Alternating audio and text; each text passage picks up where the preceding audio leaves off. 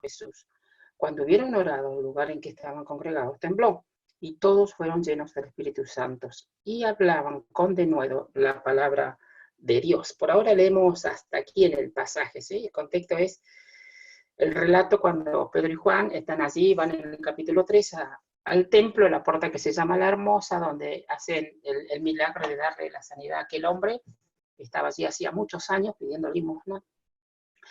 Son amenazados. Capítulo número 4, dice el verso 18, y llamándole les intimaron que en ninguna manera hablasen ni enseñasen en el nombre del Señor. Verso 21, ellos entonces les amenazaron de castigarle por causa del pueblo, porque todos glorificaban a Dios por lo que se había hecho. Les habían amenazado y le dijeron la próxima, le vamos a castigar.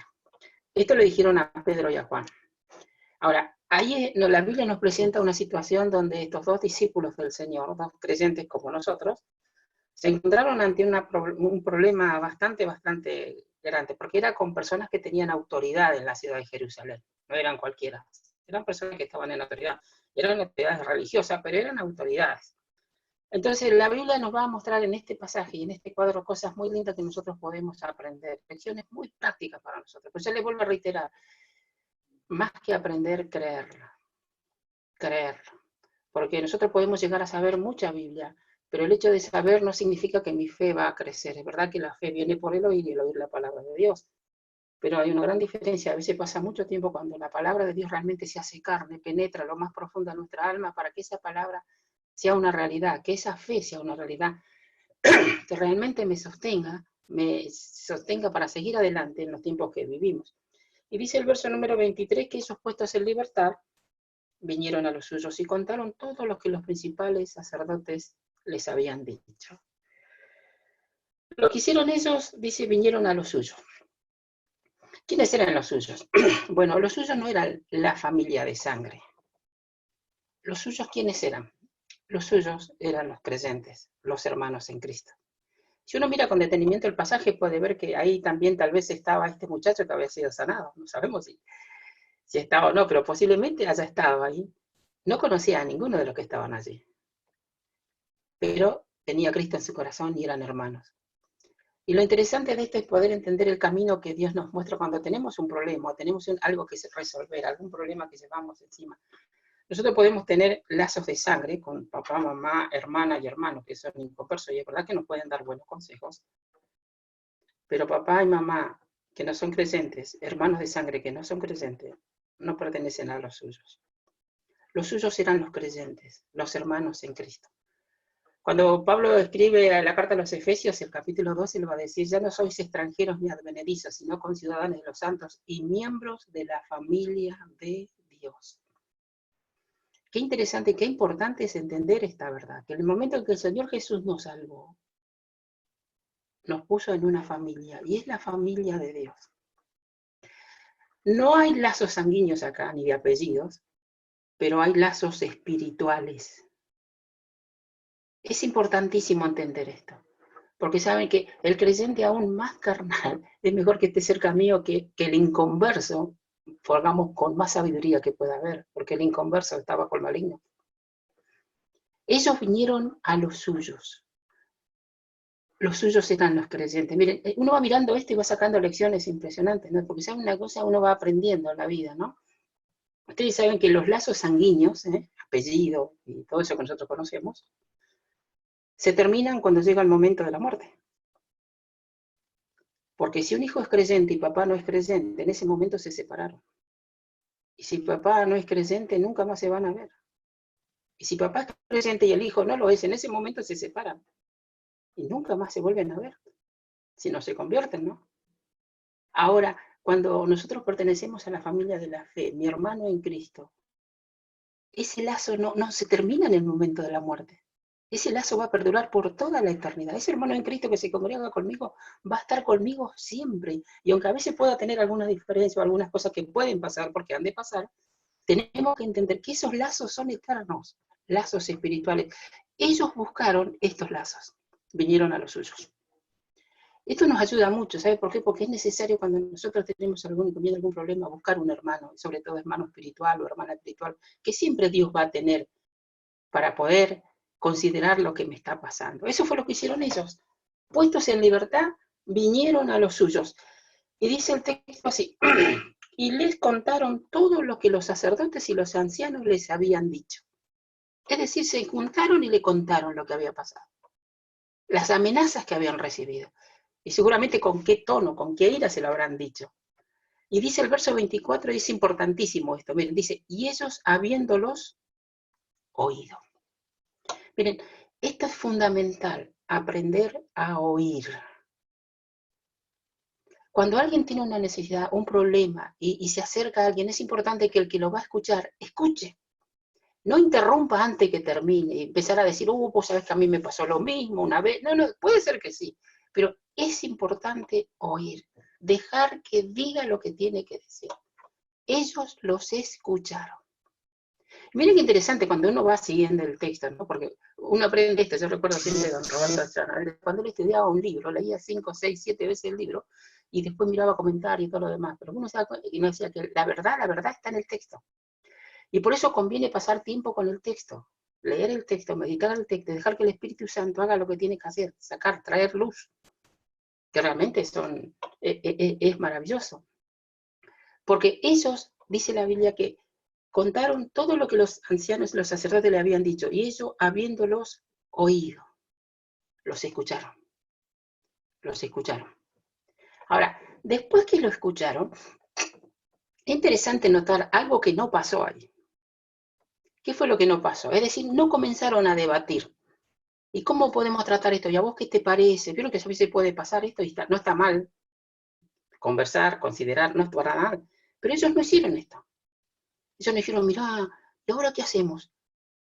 Y mirá, podríamos hacer esto. Y otro diría, no, mirá, a mí me parece esto. Y cada uno diría, bueno, a mí me parece, esta es mi humilde opinión, como siempre a veces escuchamos, ¿no? Pero ellos no hicieron eso. Por eso es importante seguir el texto, la guía que el texto da. Dice que ellos vinieron a los suyos primero, ¿sí?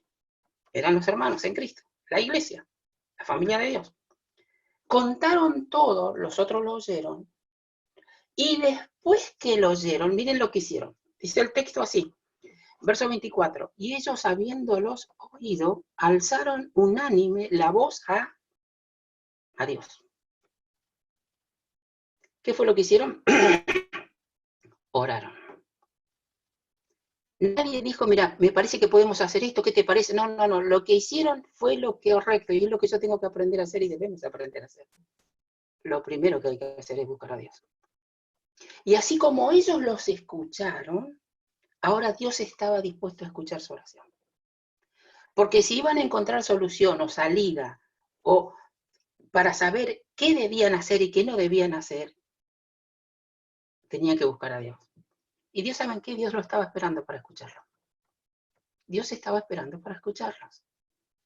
Dios siempre está esperando para escucharnos, que oremos a Él cuando hay un problema, una necesidad o algo de cual depende de Él, porque al fin y al cabo todo depende de Él. El gran problema a veces que yo miro, cuando miro el pasaje, miro mi vida, miro la vida, que de pronto no tomamos el camino que ellos tomaron. Planificamos, pensamos, decimos, me parece esto, y después que todo consideramos, decimos, bueno, Señor, bendice esto, ¿no? Ellos no hicieron eso. Ellos directamente oraron al Señor. Buscaron a Dios en oración. Ahora, lo interesante de esto es cómo el pasaje nos va a mostrar algo de la manera en que ellos comenzaron orando. Y este es un tema muy importante, porque aquí nosotros podemos ver algo maravilloso acerca de lo que es la soberanía de Dios. El pasaje mismo lo va a explicar y va a hablar de la soberanía de Dios. La soberanía de Dios. Fíjense, vieron que nosotros aprendemos a orar, según el Nuevo Testamento, el Señor Jesús lo enseñó, ¿se acuerdan? ¿Cómo comienza la oración? Padre nuestro que estás en los cielos, en la manera que oramos muchas veces. Pero ellos no comenzaron así orando. Ellos no oraron de esta manera. Aunque ellos ya habían escuchado al Padre Nuestro. Dice capítulo número 4, verso número 27. Y ellos, habiéndolo oído, alzaron unánime la voz a Dios y dijeron, soberano, soberano Señor. Soberano Señor. Qué interesante y qué importantísimo es entender con quién yo estoy tratando. A quién yo le estoy orando. Pero más que nada, como le decía al principio, poder creer que Dios es soberano. Porque aunque no lo crea, Dios va a seguir siendo soberano. Y el no creer que Dios es soberano, a mí me va a generar algunos problemitas de angustia, de ansiedad. Soberano Señor, soberano Señor. Les voy a invitar a leer algunos textos, y no mucho porque si no tardaríamos muchísimo en seguir este tema. Primera de Timoteo capítulo 6, primera carta de Timoteo capítulo 6, les invito a leer. Allí en su Biblia, primera Timoteo capítulo 6, versículo 15, dice así: la cual a su tiempo mostrará el bienaventurado y solo soberano, Rey de Reyes y Señor y señores. El único que tiene la inmortalidad, que habita en luz inaccesible, a quien ninguno de los hombres ha visto ni puede ver, al cual sea la honra, el imperio sempiterno. Amén. Verso 15.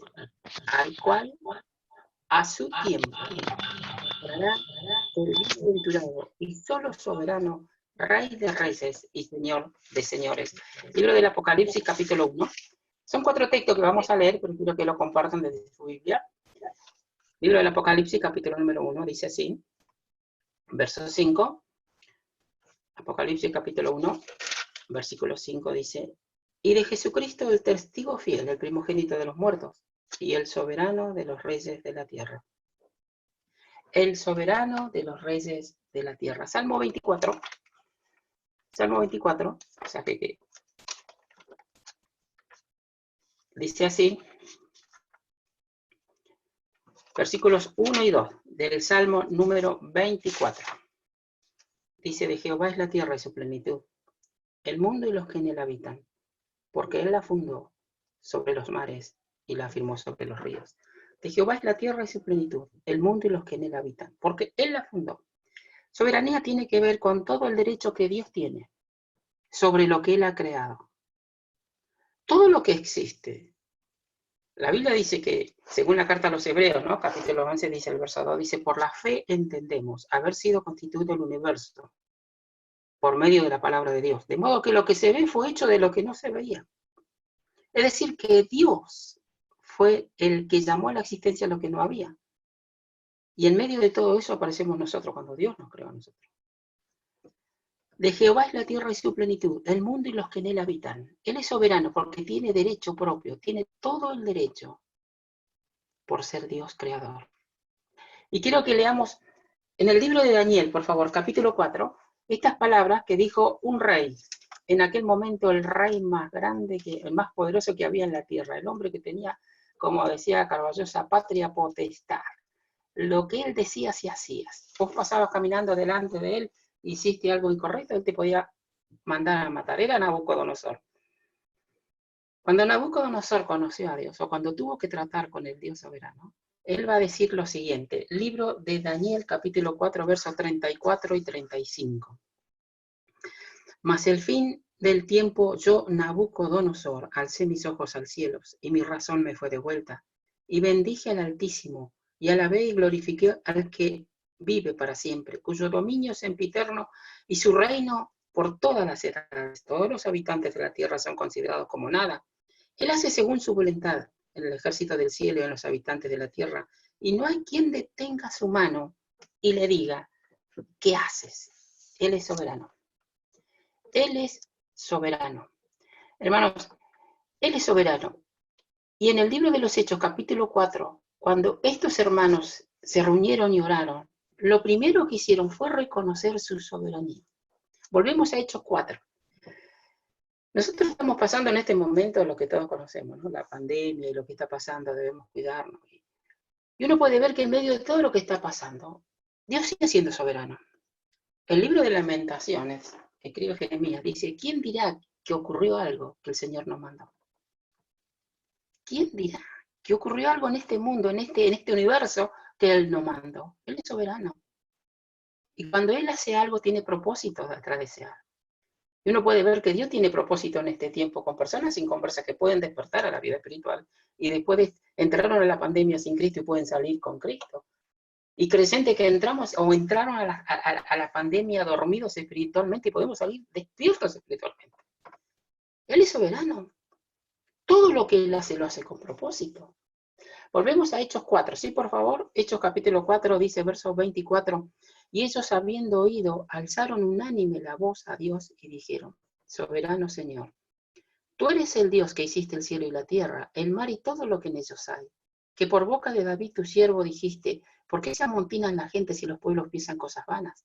Se reunieron los reyes de la tierra y los príncipes se juntaron en uno contra el Señor y contra su Cristo, porque verdaderamente se unieron en esta ciudad contra tu santo Hijo Jesús, a quien ungiste, Herodes y Poncio Pilato, con los gentiles y con el pueblo de Israel, para hacer cuanto tu mano y tu consejo habían antes determinado que sucediera. Ellos hasta aquí no pidieron nada, ellos están orando. Ellos están orando a Dios y reconocen a la soberanía de Dios. Y en esta oración, en estas palabras que ellos van a decir aquí, van a detallar cómo Dios obró en forma soberana en la muerte y la crucifixión de Jesús. Lo que pasó en Jerusalén no fue algo que a Dios se le escapó de las manos. No fue algo que apareció de la nada. No, esto ya estaba preparado por el Dios soberano. Y ellos van a detallar aquí lo que pasó. Y dice el versículo 25, que por boca de David tu siervo dijiste. Y ahora van a citar aquí algo que tiene, algo que es muy importante. Citan la Escritura. Van a citar el Salmo del Antiguo Testamento. Salmo 2. Por boca de David, tu siervo dijiste. Esto que pasó en Jerusalén ya estaba escrito hace mucho tiempo atrás. Él había hablado por la boca de David. La palabra de Dios, los escritos que nosotros tenemos en nuestras manos. Ahí está todo el contenido que necesitamos saber y leer. La Biblia dice toda la Escritura es inspirada por Dios, toda la Escritura.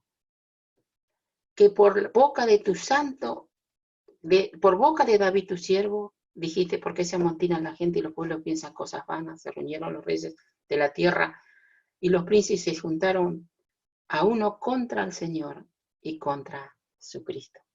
Y ellos van a detallar así todo lo que pasó en Jerusalén, pero sabiendo que había un Dios soberano que estaba manejando todo eso, porque Cristo tenía que morir por nuestros pecados, porque así Cristo tenía que dar su vida para poder perdonar el pecado de los pecadores, para poder salvar nuestras almas, para poder limpiar nuestro corazón, para poder darnos una nueva naturaleza, para que podamos ser miembros de la familia de Dios, para que nosotros hoy podamos tener momentos así de estar juntos y de alabar a aquel que nos ama y nos amó. Ahora, dos cositas quiero ver de aquí de este texto, para que nosotros entendamos estas verdades que a veces, cuando nosotros estamos, o alguien está en la obra del Señor, ya sirve al Señor, no hay duda de que algunas cositas va a tener que soportar y sobrellevar. Y es cuando a veces de pronto me siento tocado, me siento herido, me siento tal vez lastimado por algo. Miren qué interesante que es entender esto, para entenderlo correctamente, para tener descanso en el alma. El verso número 26 dice así, se reunieron los reyes de la tierra y los príncipes se juntaron en uno contra el Señor y contra su Cristo. Quiero que marquemos la palabra contra. Contra el Señor y contra su Cristo. Verso 27, porque verdaderamente se unieron en esta ciudad contra tu santo Hijo Jesús. Ahora, ellos ahora estaban experimentando algo, estaban padeciendo, estaban sufriendo las amenazas y luego iban a padecer mucho más. Ahora, lo interesante que hay que entender aquí, que el tema no era contra ellos, el tema era contra el Señor. Ahora, ellos por ser siervos de Dios iban también a sufrir en esto. Ahora, cuando uno mira la carta de los Filipenses, dice que a vosotros os es concedido, no solo que creáis en Él, sino también que padezcáis por Él. Es decir, que cuando estamos en la obra del Señor y amamos al Señor y queremos servir al Señor, de pronto van a aparecer cosas que van a venir en contra. Y entonces por ahí nos vamos a sentir afectados, porque de pronto me van a afectar, por supuesto, porque ellos iban a ser afectados más adelante. Pero lo que hay que entender, que ellos sabían contra quién era.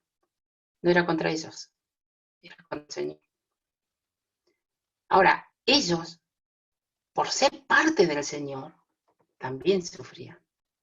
¿Ustedes se acuerdan cuando Pablo iba camino a Damasco? Iba el orgulloso fariseo montado en su caballo, se encuentra con el Señor. Y el Señor hace lo que hace con Pablo y les va a decir a Pablo, Saulo, Saulo, ¿por qué me persigues? Uno dice, pero ¿cómo? Yo no te estoy persiguiendo, Señor. Él estaba persiguiendo a la iglesia del Señor. La iglesia del Señor estaba sufriendo, pero no era contra la iglesia, era contra el Señor. Contra el Señor. Cuando yo entiendo esta gran verdad, podemos aprender, por ejemplo, Efesios capítulo 6 dice que no tenemos lucha contra carne y sangre, sino contra principados, potestades, huestes espirituales de maldad en las regiones celestes. Ellos estaban padeciendo amenazas, pero ellos entendieron bien el trasfondo. Era contra el Señor que los había salvado, pero por ellos ser parte del cuerpo de Cristo, por ser parte de Cristo mismo, eran afectados por este padecimiento. Iban a padecer, pero ellos sabían contra quién era. Porque ¿sabe qué pasa cuando yo no entiendo bien esto? Entonces mi ego va a ser afectado, mi orgullo va a ser herido y me voy a sentir muy mal porque me dijeron esto, me hicieron lo otro, porque en la obra del Señor, si yo quiero ser discípulo del Señor, tengo que aprender a caminar tras los pasos que Él, como Pedro lo va a decir más adelante. Lo dijo ejemplo para que sigamos su pisada. Cuando le maldecían, no respondía con maldición. Cuando le amenazaban, encomendaba la causa al que juzga justamente. Cuando ellos oran, dice, están teniendo luz, sabiduría. Todo esto era contra, aunque ellos eran parte, porque ellos eran la parte visible de la iglesia. Contra. Y luego va a decir el verso número 27, mire. Porque verdaderamente se unieron en esta ciudad contra tu santo Hijo Jesús, a quien ungiste Herodes y Poncio Pilato, con los gentiles y el pueblo de Israel. Verso 28, para hacer cuanto tu mano y tus consejos habían antes determinado que sucediera. Fíjense, hay que pensar en esto, ¿no? Todo lo que hicieron Herodes, Poncio Pilato, el pueblo de Israel. Verso 28 dice, para hacer soberanía. Cuanto tu mano y tu consejo habían antes determinado que sucediese. Ellos estaban haciendo y cumpliendo el plan de Dios, sin saberlo. Y eran inconversos. Libro de los Hechos, capítulo 13. Vamos al libro de los Hechos, capítulo 13, un poquito más adelante. ¿Sí? Libro de los Hechos, capítulo 13. Dice el verso 27. Libro de los Hechos, capítulo 13, verso 27. Porque los habitantes de Jerusalén y sus gobernantes, no conociendo a Jesús, ni las palabras de los profetas que se leen todos los días de reposo, las cumplieron al condenarle. Ellos no conocían las palabras de Moisés, no conocían los profetas, que todos los sábados se leían ahí en la sinagoga. Pero ellos cumplieron todas estas escrituras cuando condenaron a Jesús. Soberanía total. Dios es soberano. Dios es soberano. Así lo entendieron ellos, así lo creyeron ellos, y así se movieron ellos, bajo esa soberanía de Dios. Ahora volvemos a Hechos 4, porque después de esto, fíjense que esta es la oración, pero acá no hay ningún pedido. Acá ellos están reconociendo quién es Dios. Este momento no era momento en el cual ellos van a hacer un pedido, ahora que también vamos a ver el pedido, pero hasta acá ellos están orando y reconociendo quién es Dios. ¿En quién se estaban apoyando? Entonces, Hechos 4, verso 28, dice, para hacer cuanto tu mano y tu consejo habían antes determinado que sucediera. Verso 29, ahora viene el pedido. Fíjense que el pedido parece un pedido medio extraño. Cualquiera que lee esto por primera vez se va a encontrar medio, mira qué pedido, ¿cómo van a hacer este pedido? Dice el verso 29, ahora Señor, mira sus amenazas. Mira sus amenazas y conceda a tu siervo que con todo denuedo hable en tu palabra. Ahora fíjense en el pedido, ¿no? El pedido dice, ahora Señor, mira sus amenazas. ¿No le parece extraño esto? Pero no es nada extraño cuando de pronto podemos ver la escritura, que la palabra de Dios nos muestra por qué ellos oraron así. Mira sus amenazas. Mira sus amenazas. ¿Saben qué? Esto es interesante porque uno puede ver estas lecciones, por ejemplo. ¿Quiénes estaban allí? ¿Se acuerda quiénes estaban allí? Pedro y Juan.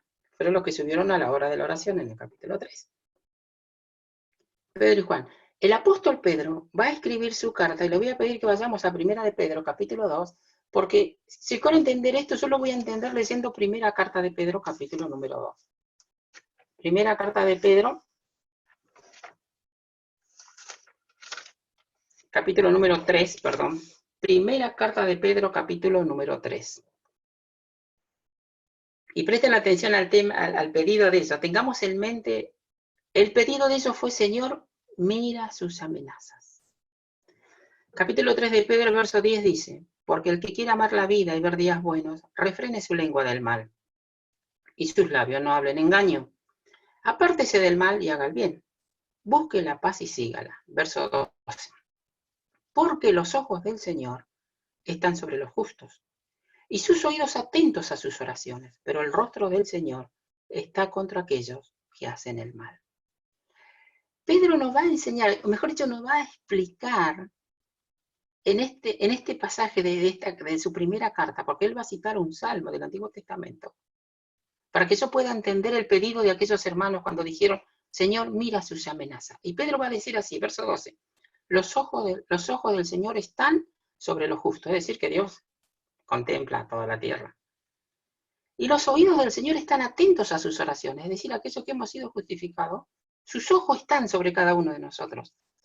No solo su mirada, sino su oído está atento para responder a la oración que yo puedo hacerle. Él está esperando para que yo caiga delante de su presencia para orar por cada momento, cada necesidad que estoy teniendo. Los ojos del Señor están sobre los justos, sus oídos atentos a sus oraciones. Pero mira lo que dice la segunda parte del texto. Pero el rostro del Señor está contra aquellos que hacen el mal. Ahora, Pedro sabía esto, pero Pedro creía esto. Por eso cuando Pedro va a orar y Juan y van a orar ese momento allí juntos, eso es lo que le van a decir a Dios en su oración. Volvemos a Hechos 4, verso número 29. Ahora, Señor, fíjense en lo que ellos piden.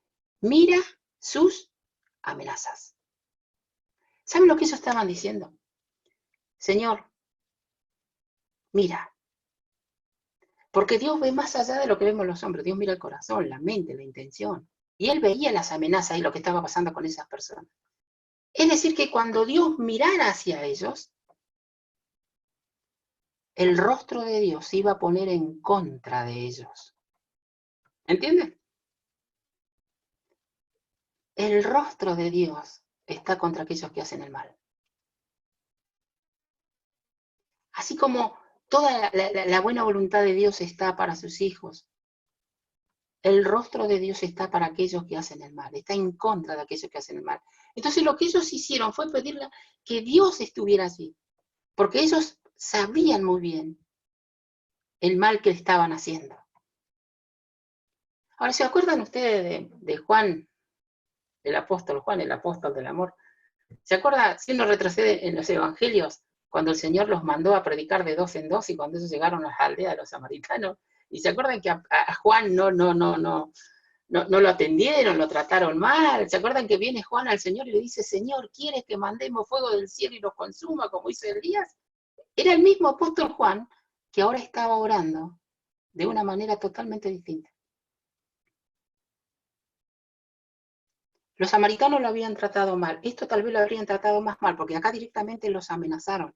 Pero ya no era el mismo Juan. Aunque era el mismo Juan, ahora había otro Juan. ¿Qué pasó con ese Juan? Había crecido, había madurado, estaba conociendo quién era Dios. Ya no es el Juan que se va a levantar para decir, Señor, desciende fuego del cielo, nos amenazaron, Señor, es tu nombre. No, otro Juan totalmente distinto. Confianza y fe en esa soberanía de Dios. Solamente le dicen eso. Señor, mira sus amenazas. Porque Dios miraba eso y ya su rostro se iba a poner en contra de ellos. ¿Te acuerdas el pasaje de Números 6:24, donde dice, Jehová te bendiga y te guarde? Allí hay una bendición sacerdotal, y allí entre las bendiciones sacerdotales que Moisés da para que Aarón dé a los sacerdotes, dice, Jehová haga resplandecer su rostro sobre ti. No hay bendición más grande que esta, que cuando Dios mira tu vida y mira mi vida, puede hacer resplandecer sobre usted la idea de la bendición, el cuidado, la protección. Pero cuando el rostro está en contra, ay, mamita querida, hay que entender esto. Mira sus amenazas. Eso fue lo que dijeron nada más, porque él conocía quién era Dios. Y Hechos 24 dice así, Hechos 4 dice verso 29, y ahora Señor, mira sus amenazas. Y viene el pedido. Y concede a tus siervos que con todo denuedo hablen tu palabra. Ahora, qué notable, qué interesante que es esto. Porque ellos no se ponen a decirle bueno, tirarles ideas a Dios. Simplemente dejaban que Dios tome eso en sus manos. Y luego el pedido de ellos es, a pesar de la situación, porque la situación no iba a cambiar. No puede hacer cambiar la situación. Pero si uno mira el contexto, la situación no cambió mucho después. Y cuando alguien quiere vivir piadosamente, padecerá persecución, así dice la Escritura. Ellos piden, concede a tus siervos. Miren lo que están pidiendo, que Dios le conceda algo. Que le dé el privilegio de hacer algo. ¿Qué era el pedido? Concede a tus siervos que con todo denuedo,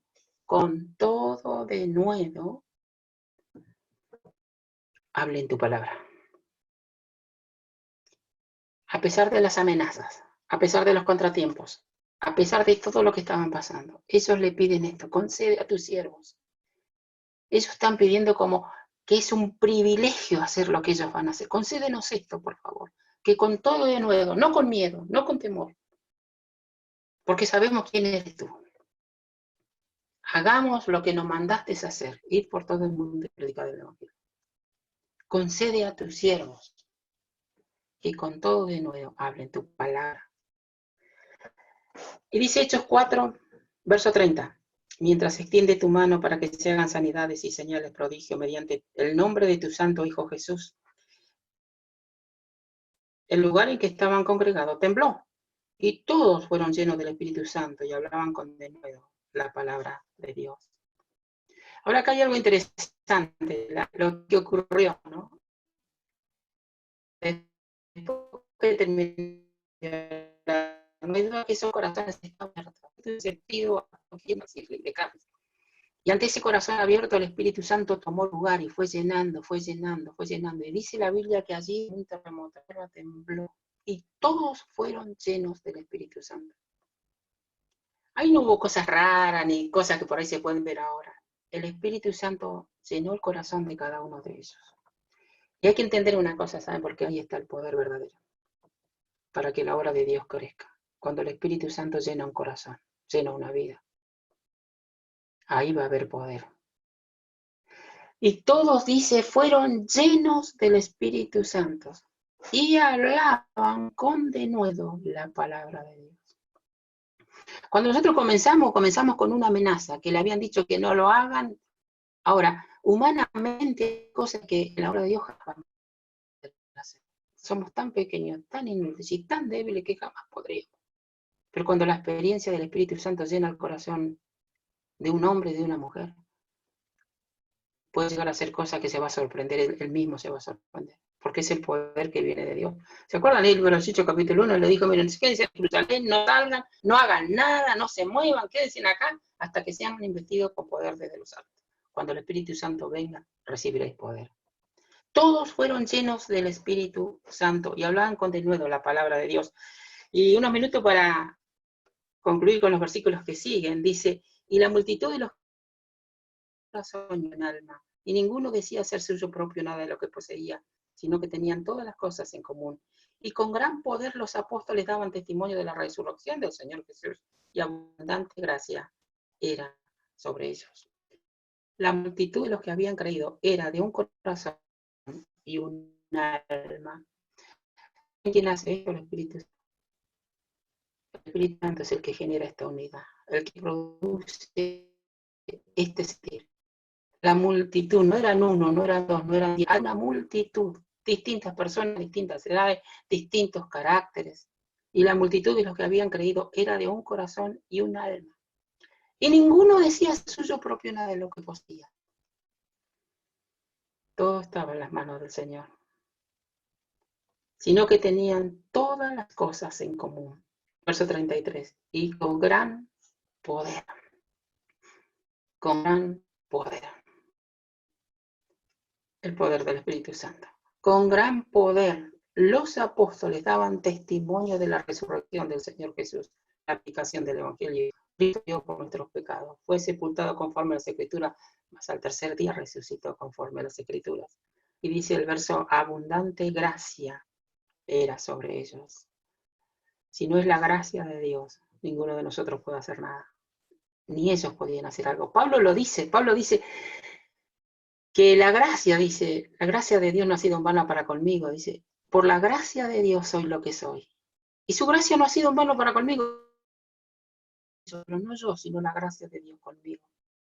Y abundante gracia era sobre ellos. ¿Saben una cosa que uno ve acá implícitamente? Había humildad. Porque Dios resiste a los soberbios, pero da gracia a los humildes.